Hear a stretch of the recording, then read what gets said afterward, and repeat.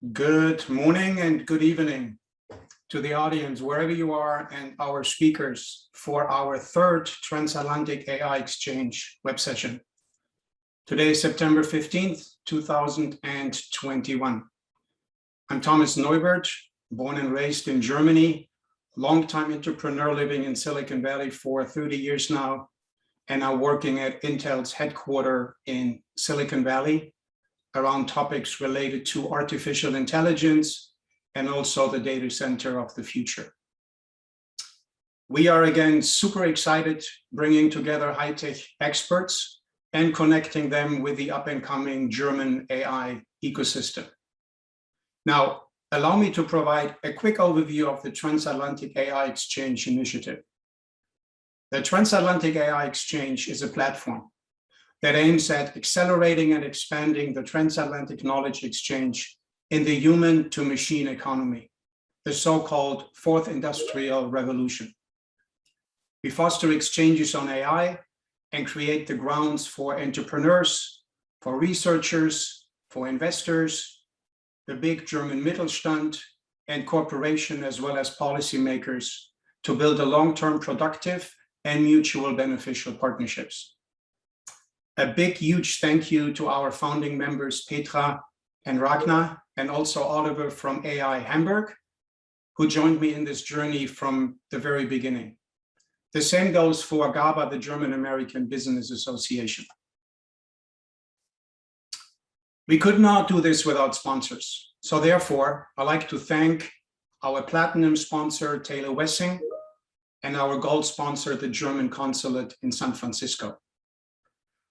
We have already secured an impressive list of upcoming events, and I'm excited about the topics and the experts supporting our program. For more details and to secure a slot, feel free to sign up right after our today's event. They're all online already. For 2022, we will focus even further on use cases and opportunities around healthcare, but also topics like climate change and sustainability, Industry 4.0, of course, and autonomous driving, just to name a few. If you believe our event is of value to you and your network, we really greatly appreciate you share and like us on our LinkedIn page. Would be greatly appreciated. If anyone on the call has a transatlantic or AI-related topic of any sort, please reach out to us and we will consider building them into the program. We really like to hear from you, all of you, to offer the most relevant programs possible. So if you look at the screen, please scan this AR code on the screen with your mobile phone or participate online. The URL is now going to be in the chat window of this session. It is a separate channel, so you will not at all be interrupted during the Zoom session at all. At the end of the 60-minute session, we will provide a new Zoom link in the chat to open up a 30-minute networking opportunity for people who are interested. Okay, now comes the fun part. Let me introduce briefly today's speakers and moderator who have graciously committed their time to share their expertise. Let's start with Georg van Hoosen, CEO and co-founder of Tenac.io. Hello, everybody. Thank you for joining us. Next on the list is Thanos Ramos. He is a tech lawyer and partner at Taylor Wessing in the German location. Thanos? Hi, everyone. Thanks for having me. Same to you, and thanks for joining us. Then we have Linda Brown-Gansert. She is the founder and CEO of Curatio.me. Hi, everyone. Lovely to be here. Hi, Linda. Welcome, and thank you for joining. We have John Philip Moore. He is the founder at Darvis. Great to be here today. Appreciate your time, John. Thank you very much. And last but not least, the moderator, Shaheen Tafanshif, as the head of AI at the DAK in Germany. Greetings from Hamburg. Nice to meet you. Thanks for joining and moderating. So let's get to it. Petra, please take it from here with some additional extra words about today's moderator, and you all enjoy the call. Thank you. Thank you, Thomas. My name is Petra Vorsteher, and I'm the co-founder of AI Hamburg, the AI Fund, and a Silicon Valley veteran of 40 years. It is my great honor to introduce today's moderator, Dr. Shahin Tufangchi. Dr. Tufangchi is the head of the AI factory at the DAK, one of the largest health insurances in Germany, and he leads the development and the AI governance. As an AI expert, Dr. Tufangchi has worked and conducted research on healthcare as well as other application domains. With roughly 25 team members, the DAK's AI factory strives to improve many facets of healthcare, from treatments and medication to individualized patients' interactions. Welcome, Dr. Tufangchi, and it's over to you. Yeah, thanks a lot, Petra and Thomas, for the warm introduction. As you heard, I'm Shahin Tufangchi, and I'll be your host for the evening or morning, depending on where you are tuned in from. And yeah, as you already heard, we will be talking about AI in healthcare today. And I'm excited to have such a great lineup of speakers here who are ready to share their extensive knowledge with us. Healthcare is an interesting application domain. In the past, we've witnessed the digitalization in healthcare take place at a slower pace than in other domains. The reason for this lies in the complex nature of healthcare. Many different actors are involved who have different needs and who might be involved in different workflows. The additional workload necessary to accommodate digital services can be disrupted to the work of medical staff. And last but not least, the strict regulatory requirements in this area are a further barrier for digitalization. In the particular case of AI, we of course witness the same problems that we also witness in digitalization in general, but with more complex manifestations. We're talking about privacy issues, compliance issues, acceptance, and possible failures of AI systems. These are the topics that we are going to talk about tonight, and we have excellent speakers here. So without further ado, I'll hand over to you. And to get you started, I have a question for all of you that you may briefly answer from your viewpoint after introducing yourselves. The question is, what are the greatest benefits that you envision for AI, you and your company envision for AI in the future? And what are the greatest challenges and risks on your AI journey? Yeah, I'd first like to hand over to Jan Philipp. Yes, thank you. Yes, obviously the greatest benefits. Darvis basically provides or creates visibility within hospitals. So we're deployed in a lot of hospitals, and we essentially make cameras intelligent. So we apply computer vision and algorithms to tell you where beds are, or to tell you what kind of surgery tools have been used during surgery. So the greatest benefits to that, at least from our perspective, are creating accurate data, because a lot of manual entry is a very big burden towards creating intelligent algorithms. So we basically tackle that problem from the base, creating that a good qualitative data layer that then can be used by other applications as well. Thank you. Thanos up next. Thank you, Shahin. So I am a tech lawyer, and I advise companies on, amongst others, data protection law and IT services agreements. And in the healthcare space, I find that the biggest opportunities lie for my clients to really contribute to digital transformation, be more efficient, and take the next step in terms of a better healthcare system. The main risks I see lying in complying with inter alia GDPR, which you are, I guess, all aware of. And in that scenario, I think what comes to mind are the big fines under the GDPR that everybody's afraid of. But it's also something that we need to reflect at a product development stage, and to really get patients confident and acceptable in terms of AI solutions. So in order to be successful and to market your products successful, to implement your products successful in the healthcare space, if they're based on AI, transparency can be the key to success, but can also be one of the biggest risks. Thanks a lot. Linda? I'm looking forward to this discussion, and thanks for the great question. So Curatio, which is the company that I lead, is a digital platform that uses AI, machine learning, and matchmaking to connect patients to other patients that are going through the same thing. And so we are connecting, peers to peers, but we're also connecting patients to content, to programs, to coaching, to tracking, to medication adherence. And we're used in about 104 countries in 20 languages, and privacy and regulatory compliant in those regions. So when I think about the opportunities and where we've really gone deep in Curatio, it's around the personalization of healthcare, really thinking about what are those jobs that the patient has to do. And how can we help, automate and make the doing of those jobs more intelligent? And how can we empower patients through the use of AI in understanding their condition, navigating the healthcare system, and having the best possible outcomes possible? The challenges, I think, with AI is sometimes we lose, I'm a geek and I get all excited with the technology, and we always have to bring it back to the patient, I think, not to lose sight of the patient centricity and who we're doing this for, and making it a usable tool and technology for them.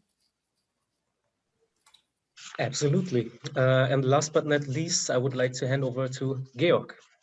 Yeah, thank you, Shahin. So I'm Georg van Husen. I'm one of the co-founders and the CEO of Tenaccio. I'm a medical doctor by education. I worked in cardiology and then for a very long time in the pharmaceutical industry. And there I was actually involved also with real world studies.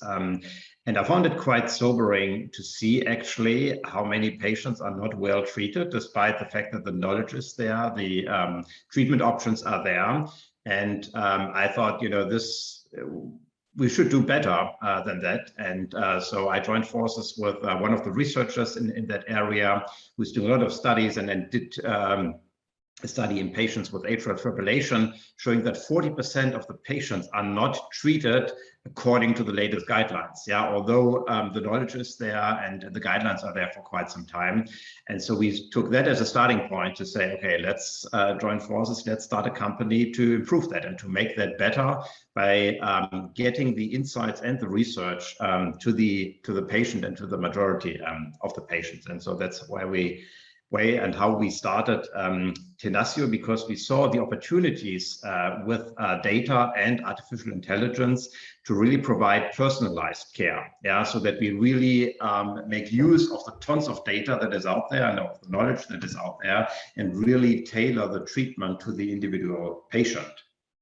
On the other hand, this is also then one of the challenges, and the risk in that approach is, of course, the challenge to get to the data and to get good quality data, yeah, that you can really connect, because there are a lot of silos, yeah, where you don't really, or you only know part of a patient and you don't see the full picture. So getting that together is one of the challenges. And the risk is also that, there still are biases, there are gaps in the databases. And if you don't know them, you run a risk that you just are not cater for them in your algorithm development, for example. So if you, for example, have groups with limited or even no access to healthcare, they won't have any healthcare data. Yeah, and so they will not be reflected in your algorithm. And I think understanding that is quite important, then also to make sure that you really have a optimal application to really improve patient outcomes. Okay, thanks for these interesting opening words. So now we've already heard, briefly heard some interesting facts about your works. Maybe you could elaborate a little further how you and your companies contribute to improving healthcare.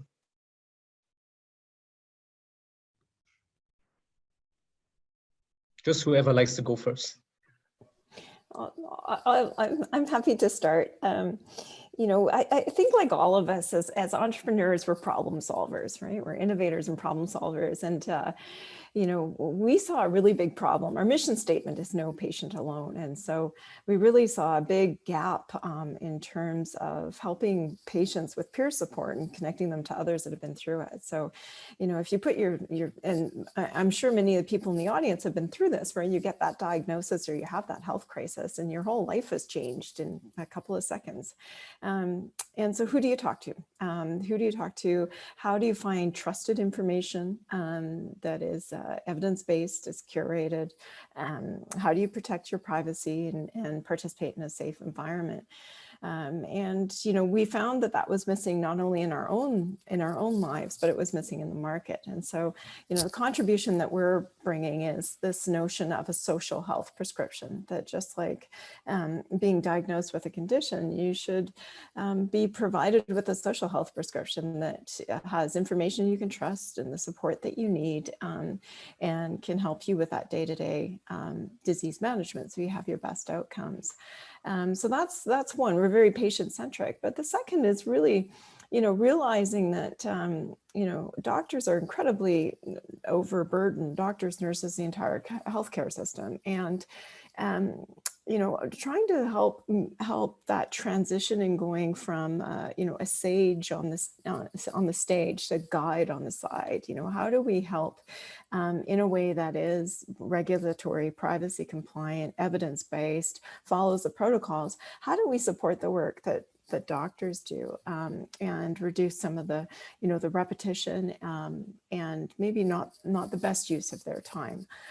So it's twofold, right? It's really looking at, you know, the patient experience and how to improve that, and how to empower patients so that they are achieving their best health outcomes, and then how to support doctors and providers and nurses to use the very best of their time, and to help with their workflow. I totally agree with you, Linda. We start a little bit later. So we actually start when patients are already fully within a hospital, and we basically concentrate on the stuff being moved within the hospital, whether it's any sorts of goods, whether it's disposables, reusables, whether it's medical inventory, and putting all of that onto a map in the first place, without having to add any RFID tags or whatever. We strictly use optical solutions, so you don't have to change your medical products, which is obviously a huge advantage towards all the other technologies out there. But the core benefit to that is obviously, first of all, freeing up staff from searching for inventory, searching for and understanding inventory, and manually taking care of inventory. So in order to allow full automation within a space, whether it's a logistical problem or indeed getting the patient from A to B, you need to understand what is actually, how the traffic situation and how many goods and how much inventory is available to treat the patient in the first place.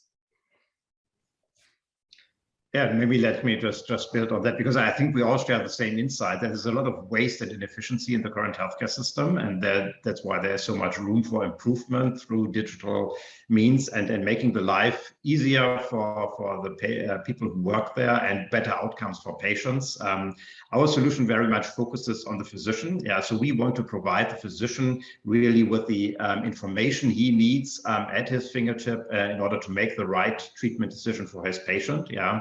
So it's like an assist system, like you have it in a car, yeah, where you get the information nowadays, what you need, and if they stay silent, if it's not needed, but if you need to know that there is, that you are about to leave the road, then it shows up. And the same, I think, goes in healthcare. There's so much information that physicians have to digest, and so much data that there's a high risk of them getting lost in all the information overflow. And we want to provide them with a platform that really gives them the curated information they need for the patient that sits in front of them.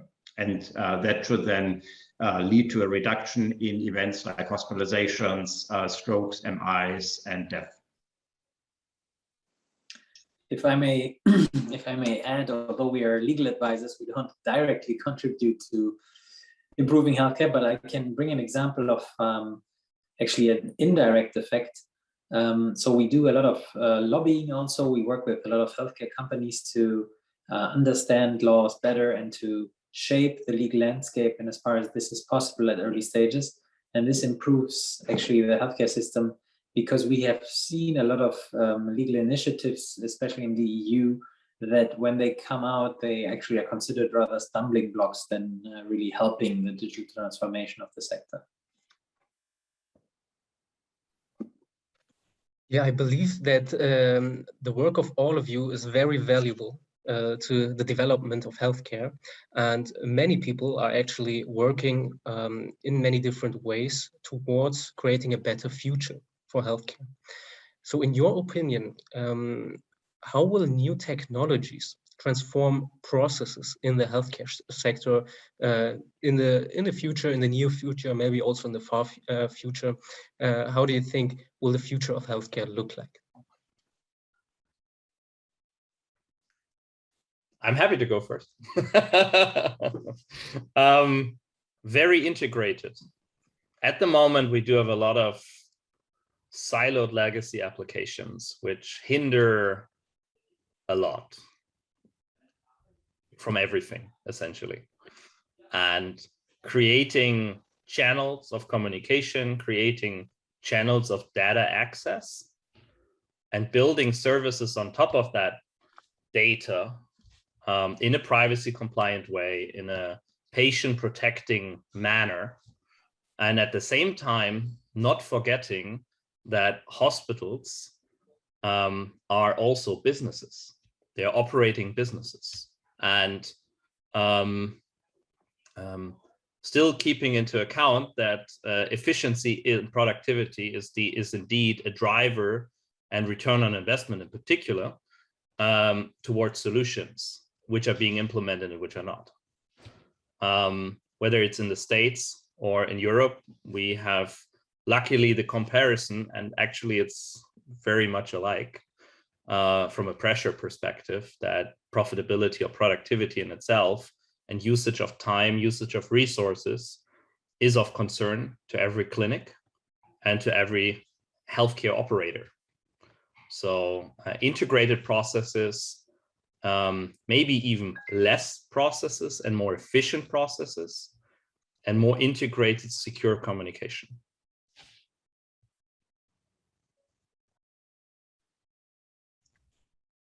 Maybe I just add to that. I was speaking to somebody a couple of weeks ago, and he told me, you know what, digital health will not exist in 10 years from now. I was a little bit surprised about the statement. And then he said, you know, because it will just be healthcare, and it will be digital, as we don't have digital banking. Yeah, because it's just banking, and it has a very strong component, which is digital. But there's also, obviously, there are still branches and there's still people working there. And the same will be in healthcare. Yeah, so we're not talking about you know, a specific telemedicine channel, for example, but it will be just integrated, and people will just choose and pick whatever is best suited to solve that particular problem and most appropriate for that situation. I would agree with it. Yeah. Go for it. No. Okay, just wanted to add that I would agree with that. It's a very interesting standpoint, but at the moment, if you look at least healthcare in Germany, it's still very much paper-based. So we're just at the stepping stone, or at the point where we think, the tipping point where we think, you know, something is taking off. But I think it needs still a lot of technological innovation to get there. And from what I see from my clients, it's really because, Shine, you asked, how will it transform processes? I see it everywhere. I see it on the, really, as Georg was saying, on the side of the doctors, but I also see it on the side of efficiency in terms of hospitals.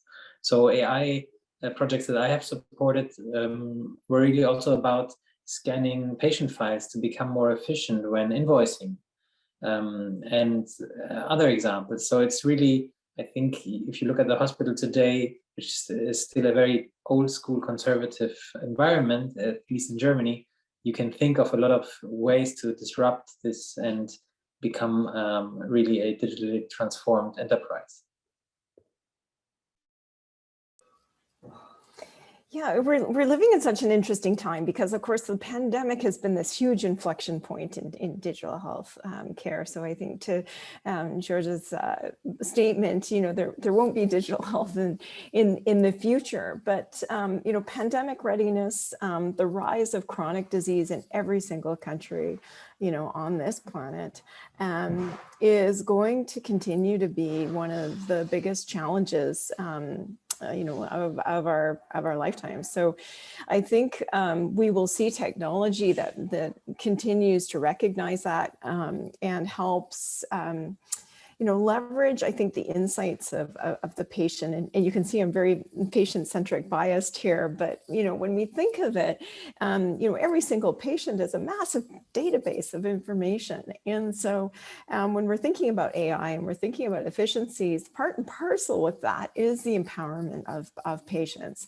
And included within that is, how do we do a behavioral change, and how do we empower people to really take control of their health and to start reducing some of this burden of chronic disease? And how do we integrate technology into the everyday lives of people around the world, so that we can make some real improvements in these areas?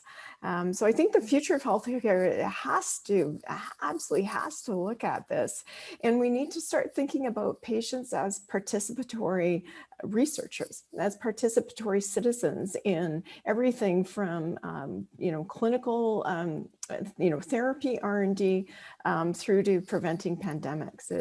We're all in this together. And so if we think of each individual patient as a database and empowering them with that data, and then contributing it to the R&D that we're doing in terms of preventing chronic disease, reducing chronic disease, preventing the next pandemic outbreak, I think that's where we're going to see some very interesting, I hope that's where we're going to see some really interesting innovation. Okay, there were a lot of provoking thoughts in these statements. Thank you for that. I heard the phrase patient centrism just in your statement, and I would like to just pick it up and dig a little deeper in that area. So individualization and personalization, those are buzzwords that I personally hear a lot during my work. And yeah, AI gives us the tools that we need to realize the potentials that many experts see in individualization. Do you guys agree that there is a big potential for individualization in the healthcare sector? And do you perhaps have some examples that show how such approaches can be better than one-size-fits-all approaches to healthcare? Yeah, no, I think if I look at my area, so we are focusing on atrial fibrillation, which is the most common heart rhythm disorder patients have. And the current gold standard to assess the risk of these patients for a stroke, which then decides about the treatment, was derived from a cohort of 1,700 patients, all US patients, actually. And so that resulted in that score, which is nowadays the gold standard. Now, our algorithm that we are using has been derived from a global database with more than 50,000 patients. And we could show in an in silico study, actually, that applying our algorithm to make the treatment decision versus the current gold standard would result in reductions for mortality and stroke by 25 to 30%. And there are other areas also in hypertension showing the same thing. An individual approach has about 20 to 30% better results than just a broad-based one-size-fits-all approach. And the nice thing about neural networks in particular is that they can be very adaptive towards actual circumstances. So one of our use cases is understanding fill levels and understanding inventory within cupboards, for example. A very simple, stupid list when you think about it. But if there's no employee needed to take down and actually understand what's going on there, first of all, it's more accurate when automation does it, usually. And the staff is freed up for actual patient time. I think that's something which is very, very, very essential. At the moment, 50+% of the time of nurses are spent on documentation. That's a very, very, very big thing. And whether it's in the US or in Germany, there's no real difference. And all the systems we are seeing now, a lot of these systems force people to enter more data. And we see that as a big hindering ground. And, you know, a lot of, at least in the clinical context, especially when you think about logistics, and in order to allow full automation, you need good data in order to actually get a patient in there, know what the availability in terms of resources is now, so that you can offer them slots to the outside, so that you know more or less how long something takes. Because once a patient is on the table, you may want to know when your surgery is over, right?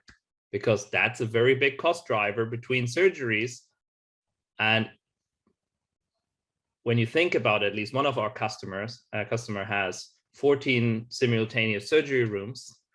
I bet 3 or 4 surgeries, 3 or 4 nurses are not going to call, oh yeah, the patient is going to leave in 20 minutes. But there are certain items you can track and know when the patient is being closed. So you can predict when the next surgery could happen, theoretically. It always depends on the schedules. But what I'm just trying to say is, in order to look at problems from a different perspective requires good data. Otherwise, any of these AI solutions are complicated, especially from an operations perspective. Yeah, I think the one size fits all is we're seeing it in every other aspect of our lives.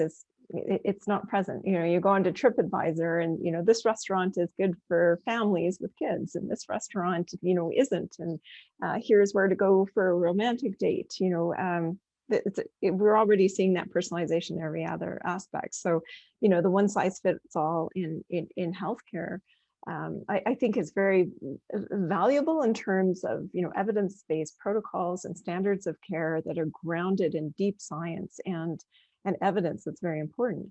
But certainly when we think of it, you know, we're in the business of helping patients build connection and peer association.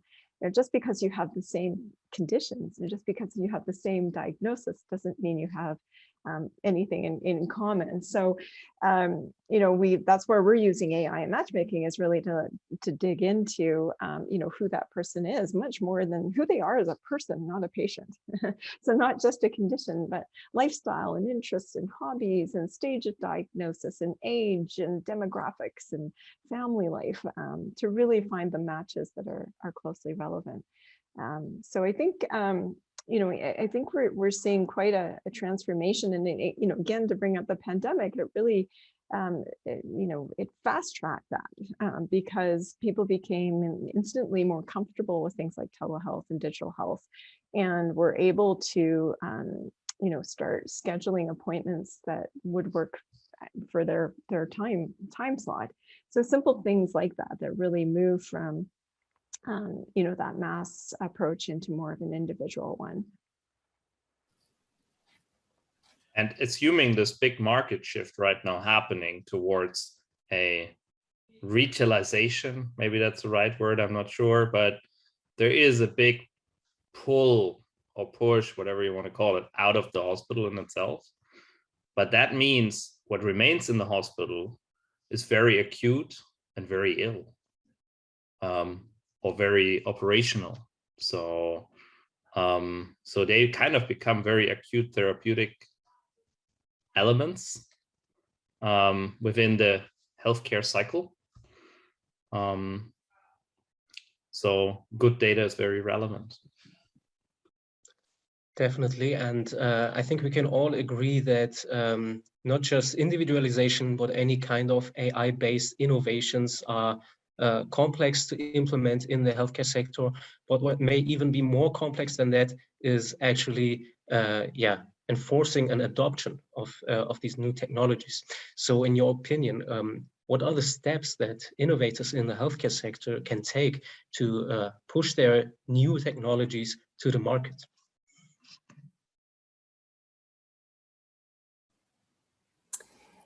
Well, I think it's really important to remember who the user and the customer is first. And, you know, so often we rush, you know, there's a saying, right? If we build it, they will come. And, you know, we get caught up in the technology and the innovation, which is fascinating. And so interesting to all of us. But at the end of the day, you need to go back and do the heavy lifting and the market research of, you know, what problem does this solve? What makes it better than how people are solving this problem right now? How's it differentiated? Is there a market need? Do I have early adopters? Do I have a path to market? And you have to do that up front. And especially in healthcare, it is a very consultative, collaborative business innovating in healthcare. There are many stakeholders and there are many requirements. So it's slower moving than other technology. And that can be frustrating. It can also be very rewarding because there's big impact. But it means going back to the original problem statement and making sure that you understand, you know, who you're solving the problem for, why it's better than how that problem is being solved right now, and how you're going to take it to market. And involving these actual users, right, into that process. Exactly. I think one thing that we see as lawyers, and which a lot of our clients are afraid of, is the lack of transparency, or rather the lack of patient trust.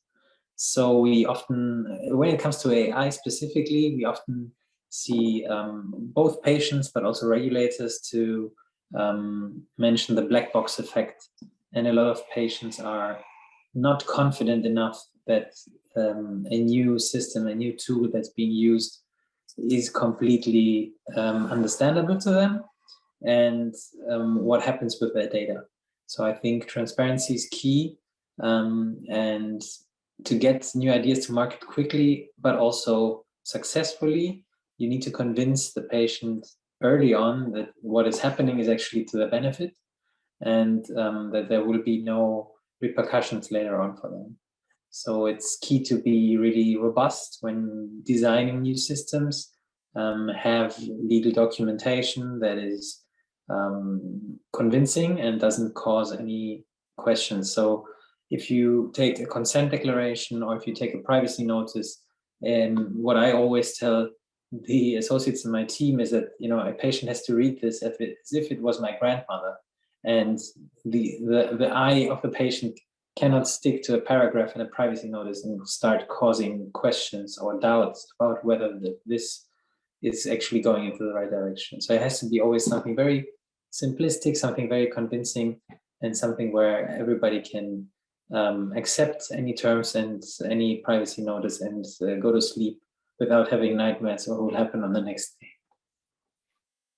Yeah, I think it's very important that the patient sees a direct benefit for themselves, out of that solution. I was involved once in the development of a medical device to detect early symptoms of stroke, through continuous monitoring. And these patients absolutely loved it, because this was for patients who already had a stroke, and they know because they had a stroke, they have a very high risk of getting a second one. And they are so scared that it happens and nobody is there, and they cannot even call for help, especially if they are living alone.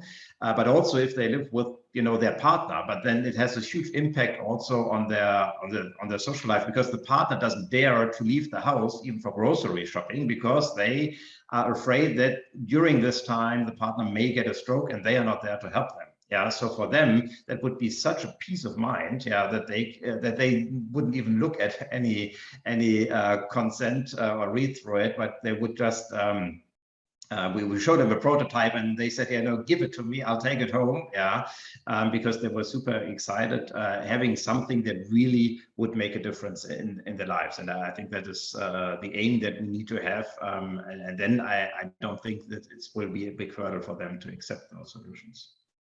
And then obviously the regulatory environment where your solution is deployed. There are not only patients in these hospitals, there's also a lot of staff. So there are workers' councils, there are legal departments, there are privacy directors now. So essentially, I think this landscape getting into there, then having enough transparency towards your architecture without giving away your architecture. But at the same time, enabling enough trust, both in the look, as well as in the feel, as well as in particular in the benefit, to accept analysis in the first place. There's, I mean, some great guidelines in privacy by design, which I'm sure many people are familiar with. But that really goes back to giving the patient control, and so following that, I think is best practices, privacy by design.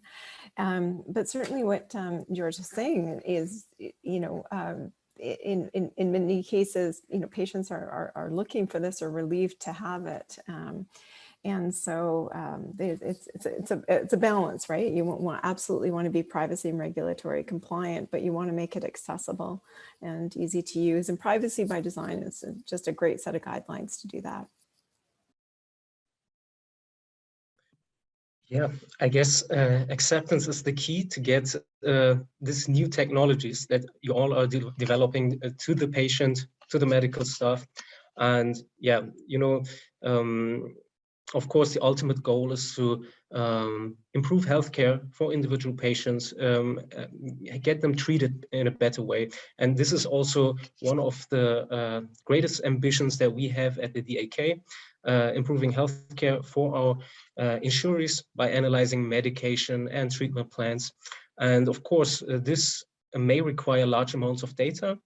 And when we're talking about such data, what do you believe has to be considered when storing and transferring these massive amounts of data that may potentially even contain sensitive data on the patients that are to be treated very sensitive? Yeah, I think I require. Continue. Sorry. That's one of the big challenges. I think that we have indeed, because we want to bring data together, but often they are not allowed to leave the country. Yeah, so that's the first place. If you are working globally, then it's very difficult. So you have to think about federated learning systems where you train your algorithm then in individual countries and bring it somehow together. And often you also need to de-identify patient data, and that sometimes is tricky because you don't know what you don't know, and so you may take out certain data which you think is not really relevant, but at the end of the day it may be relevant. Yeah, so one example is that you probably many have heard about Google when they did scans and AI analysis of retinal scans. They were able to predict with a very high accuracy whether the scan is from a male or female. Nobody knew before that you can read that actually from a retina scan. Yeah, now obviously the use case is not that useful because there are other ways to find out whether somebody is a male or female than looking at the retina. But the point is that you could have taken that information out because you thought it's not relevant. It's not even in there anyway. Yeah, but indeed it was. Yeah, so I think that is one of the very big challenges that we are facing with AI, because we don't know exactly what we are doing when we de-identify data. And especially, at least in our computer vision field, we had to create technology to do synthetic training, to pre-train models, and then apply active learning so that we stay privacy compliant. Because obviously you need to retrain and improve models over time. So that was quite a big challenge for us. I think if I may add, from the experience that I have with most of my clients, both in the pharma, medtech, and healthcare space, the challenge is also when it comes to a whole data set, because the regulators in the EU at least consider that you might have an anonymous piece of information if it's just one bit of information. But if you have a whole patient file, even if you take away the name or the birth date or something else, then still this sum of information can still be considered identifiable. So that's a major challenge for a lot of healthcare applications, especially those based on big data or machine learning capabilities, because at the end of the day, they can create a relationship, and that's also their aim. And the other thing that we need to take into account, which makes things difficult, is that DNA information is actually always considered personal data. So that's very, very difficult from at least the eyes of the regulator to strip the identifiability from those data sets. Yeah, absolutely. And, you know, again, going back to giving the patient control too of what, you know, what they want to contribute, but they don't have the control of their information, the control of their data, portability, you know, all of that we've worked on for years and years now. And it, you know, it does, country by country has its own peculiarities about privacy that are very important. And, you know, for us working around the world, we've had to really go very, very deep in privacy and make sure that we're not only compliant, but that we're always, you know, being transparent with the patient and giving them control. And those are the two, in our opinion, really key things. Yes, I think we all agree that, handling data in this area is very, very difficult, and there are a lot of regulations that we have to consider. We actually got a question in the chat that I would like to read out to you. What is the most dramatic remote healthcare innovation or change that you've seen in the past year? I personally, since we've just been talking about security and privacy, to me, certified health apps actually carry a lot of potential for innovation. And this is also an area where, we would like to provide intelligent services to customers, maybe even personalized services, where we need to consider, are we actually within our limits? Are we treating the data of the patients in an ethically correct way? But ultimately, of course, the goal is to provide value to the patients and to improve their healthcare. So in this context, what do you think is the greatest innovation that you've seen?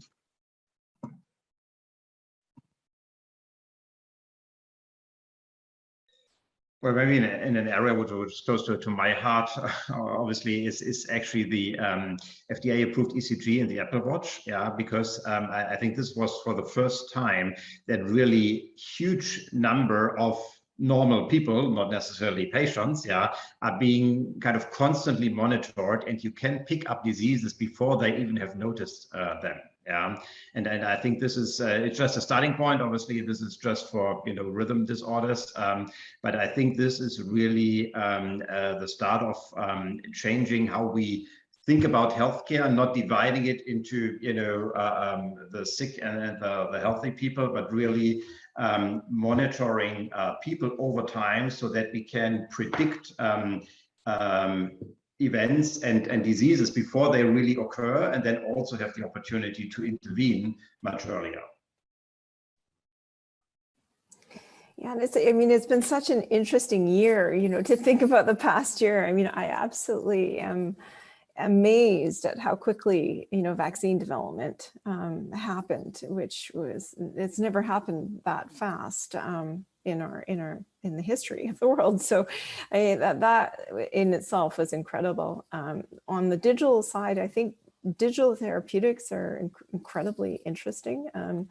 it touches on what George was just mentioning, the combination of, wearables data that's already accessible, along with, non-therapeutics. So that combination of, digital therapeutics and I think the increase that we'll see of those offerings having really positive impact in patient lives is a really fascinating area.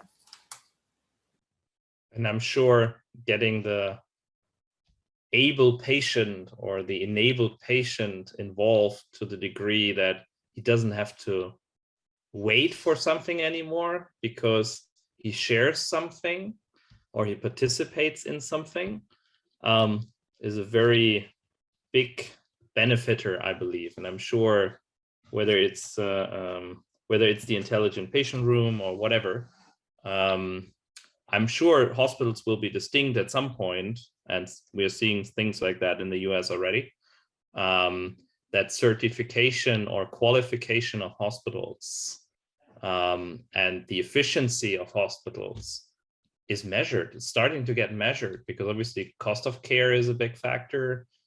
Quality of care is a big factor. Are the rooms really clean? Are they handling what they're handling on average well?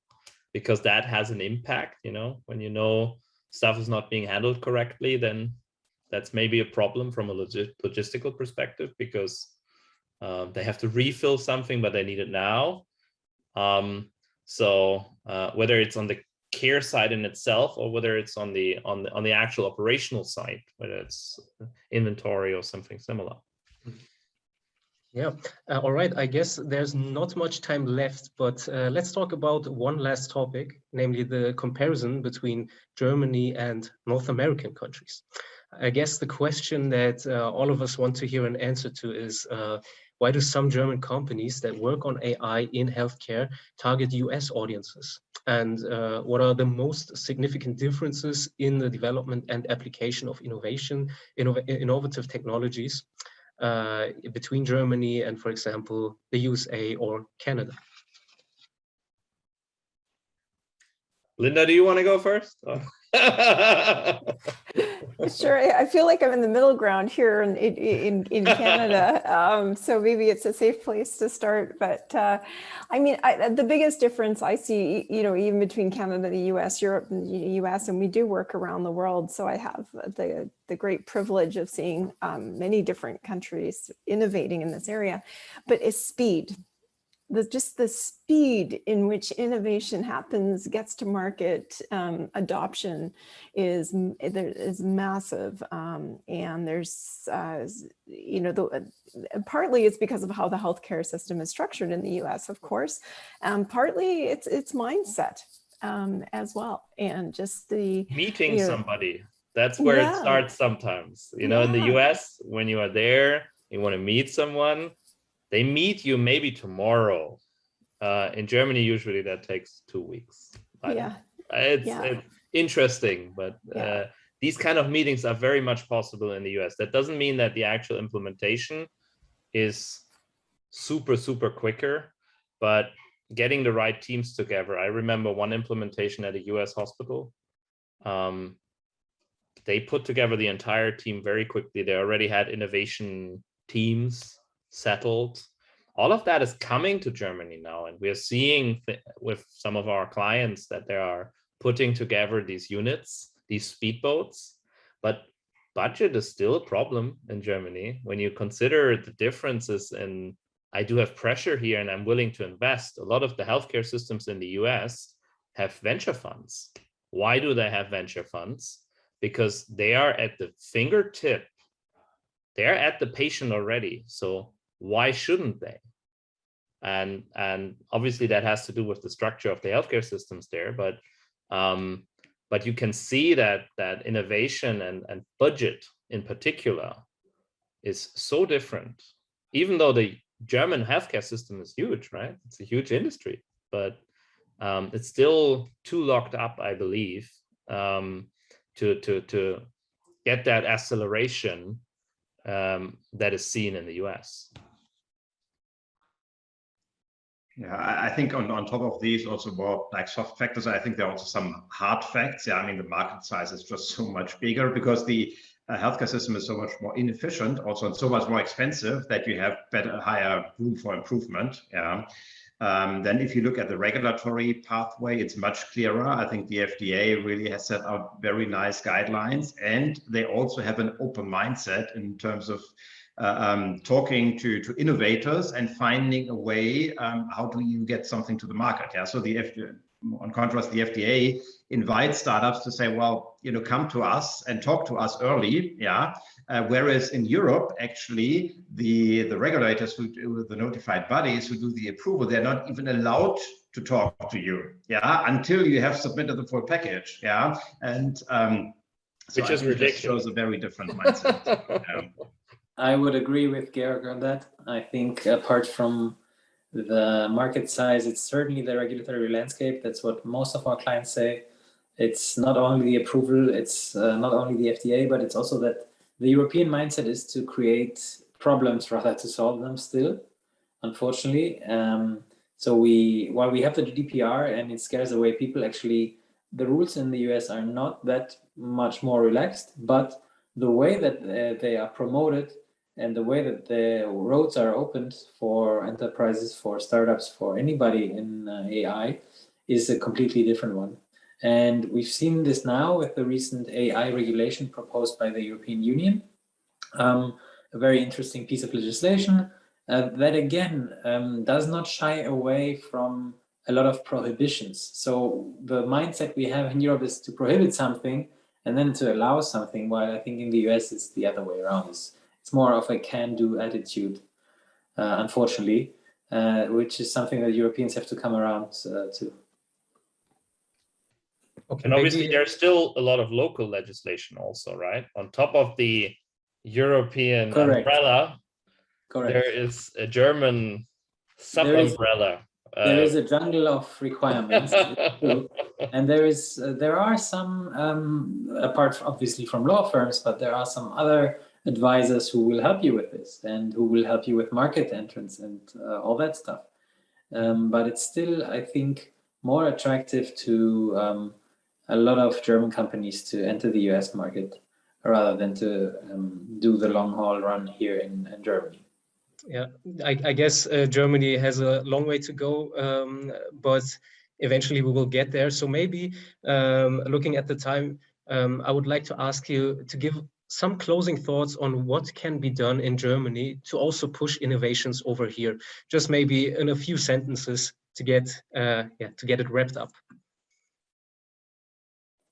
I can just continue and say, well, basically it's deregulation. And what we've seen from the current government, there have been a lot of great initiatives. There's been a lot of subsidies for hospitals. There have been the certified health apps is a great initiative. There has been a lot of stuff done. So I think if we continue on this path with deregulation and really subsidizing healthcare, then I think we're on a good way. I think there's some fantastic innovation happening. You know, I'm absolutely enamored with what you're doing, Jean-Philippe at Darvis and George at Tenaceo, and what you're doing, Sachin at DAC, I think is an incredible innovation. I guess what I would say is to think globally. Don't just think in terms of Germany, don't just think in terms of the US, but think of the world, because again, it goes back to if you're solving a big problem, it's probably likely that a lot of other people are having the same problem. So innovate for the world. Don't just think about a German specific. Yeah, and I would just add electronic data and electronic medical records. I mean, that's the starting point for everything. Yeah, Thanos mentioned, you know, a lot of things are still paper-based in Central Europe. And if you really want to apply digital and AI, then you need to have the data in electronic format. And obviously budget is also one thing, right? You know, I think it's still a very big thing. You know, I think it's the big animal in the room. When I'm seeing engagements in the US, and especially when you develop innovation, at least the staff we hire and at least the things we do with our AI, they cost money. It's very simple, and you need to innovate quite quickly, right? So you don't have the time to spend years and years and years to figure something out, because somebody else will have done it by that time. Especially when you talk about operational inefficiencies, because the problems are so pressing that, yeah. So I believe budgetary changes are very essential, because the German healthcare system has a big volume, so the money is there. It's just a question of how it's being deployed into the market, I think. Perfect. Okay, so our time is up already. Thanks to the speakers for your insightful contributions to this exciting topic. It's been a pleasure to listen to you talk about the potentials of AI and other innovations for shaping the future of healthcare, the roles of privacy, and also your experiences in Germany, in Canada, in the USA. I would also like to thank our dear viewers for tuning in. Of course, there wasn't enough time to shed light on all facets of such an important topic. For this reason, I would like to invite all of you to stay with us for the networking session, where we can exchange further ideas. The link to the networking session is posted in the chat, so just click in there and join us. Special thanks, of course, to AI Hamburg for organizing and hosting this event. It has been an honor to be the moderator here with all of you. And yeah, I hope to see you in a minute.